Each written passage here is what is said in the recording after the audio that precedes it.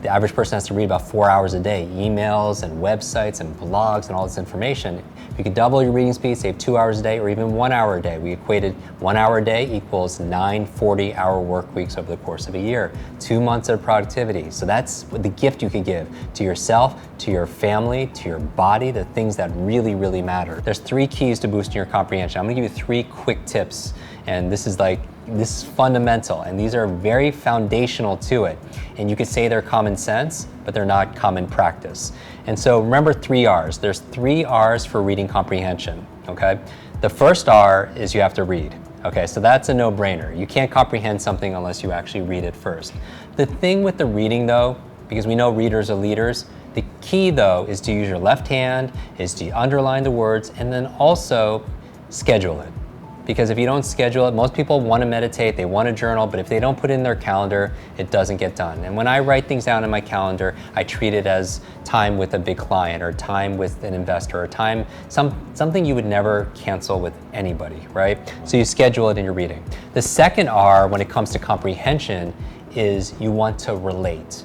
You want to relate. And here's really what it comes down to. I believe that questions are the answer. What I'm recommending people is people read exactly as Vishen does, 20 minutes a day. You read for 20 minutes, but when you're done, I'm gonna ask everybody who's watching this to step up and challenge yourself to do this book a week challenge, right? You read for 20 minutes a day, every single, and then really you could finish a book in a week or two. 20 minutes a day, even at normal reading speed.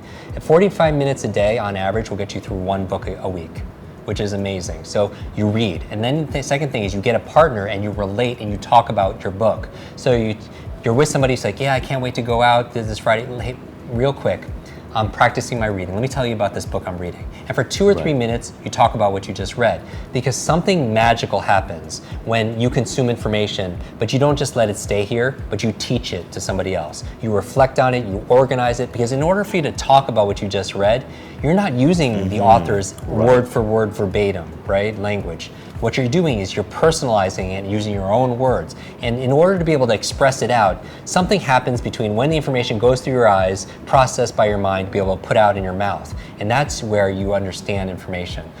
The third R for comprehension is writing. And specifically what I do is I map this out for people and I take notes. Because the challenge is if you take notes and you have 30 pages of notes, something on page 27 could be more important than what's on page number 1.